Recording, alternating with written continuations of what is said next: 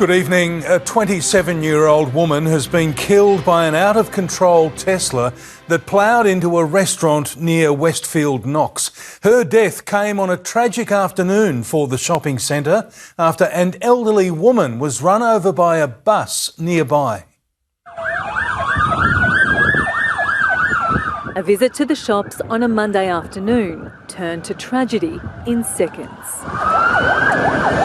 It's unclear how fast the car was going at the moment. The 27-year-old woman was walking on a pedestrian crossing when the driver of this Tesla, a woman in her 50s, failed to give way, running her down before mounting the grass and crashing into a nearby restaurant during the lunchtime peak.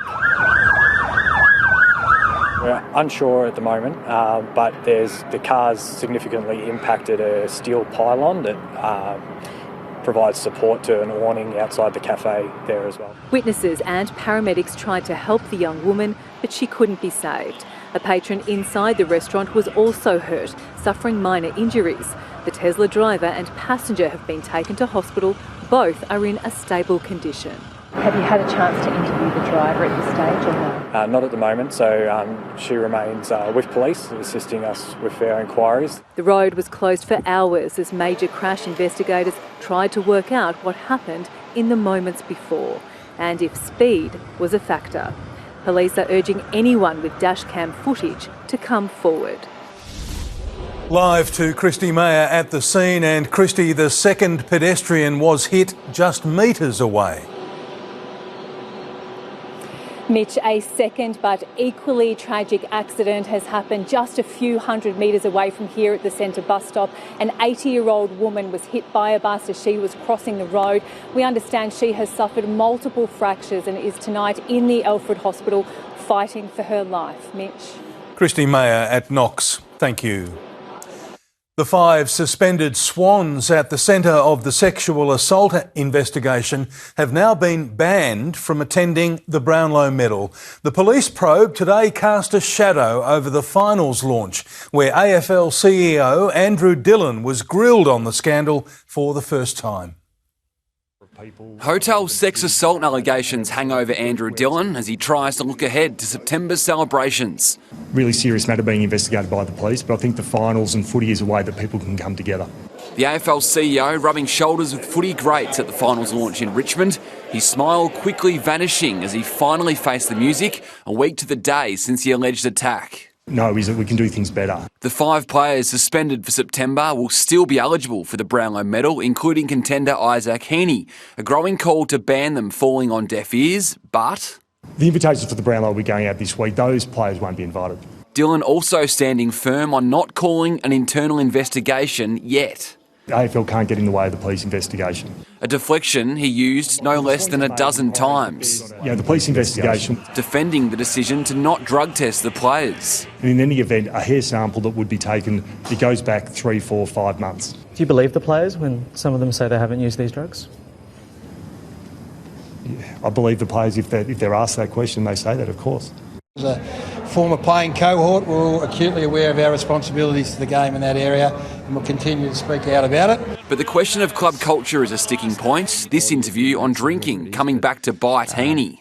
I'm a bit of a saint in season and loosen up in the off-season. Asked for his message to the community and to his daughter. Respect for women is not negotiable. The actions of a few don't reflect the actions of the many people that are in this industry. Expressing sympathy too for the rest of the Swans team. It was a special day for the Swans. It was a tough day. Emotions running high after a 53-point win over the Roos. Players and staff all wearing wristbands in a subtle act of solidarity. Live to Chief Football reporter Mitch Cleary on the fallout. And Mitch, the club has held crisis talks today. Well, Peter, they called in all key stakeholders, including major sponsors and corporate partners, to apologise for the hurt and damage the Swans have caused, saying they're sorry to the alleged victims but are yet to reach out to them directly. The main message borrowed from history, that success is not final, failure is not fatal, it's the courage to continue that counts. Peter? Mitch Cleary, thank you. Now to Caroline Wilson. And Caro, you have new information on the police probe.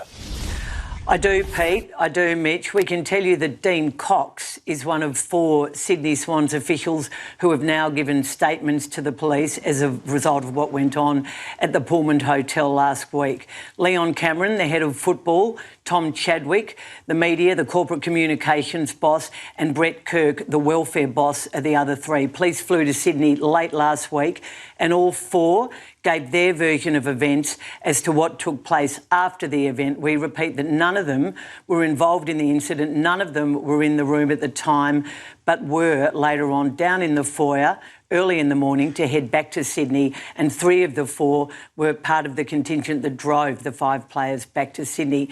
The Swans haven't ruled out other officials being interviewed. The players still have not.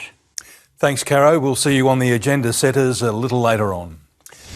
And we have explosive pictures for you later in the bulletin of a Melbourne AFL club's Mad Monday. The Vision will have bosses at league headquarters fuming.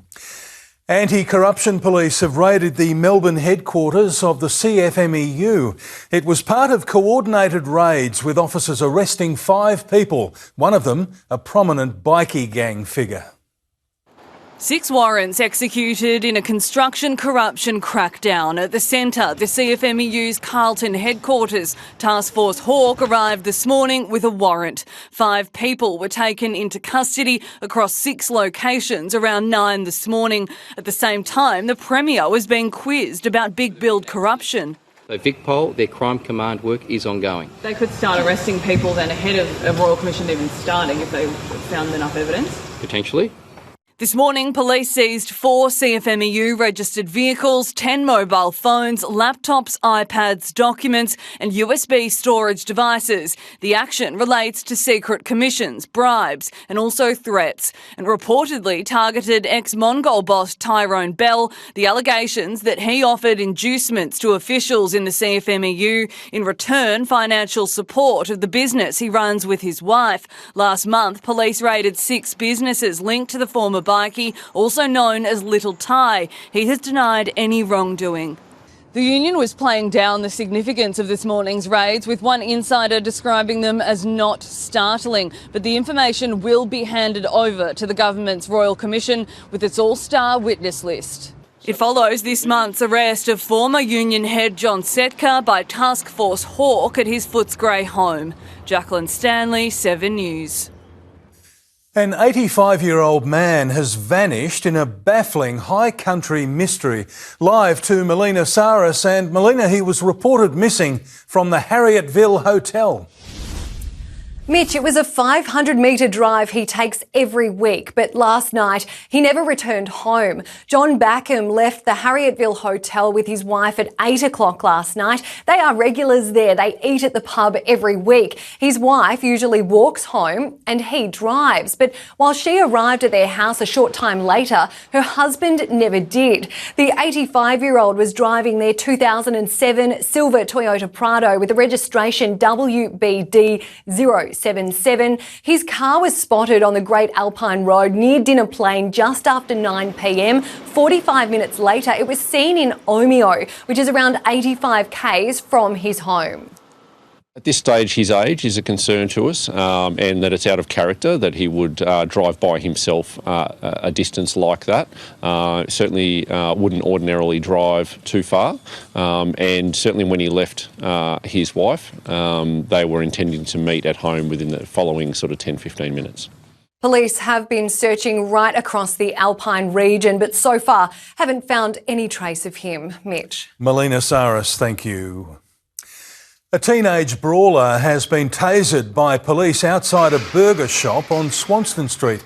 Just after midnight yesterday, young thugs started swinging chairs and fighting before a grilled security guard called police.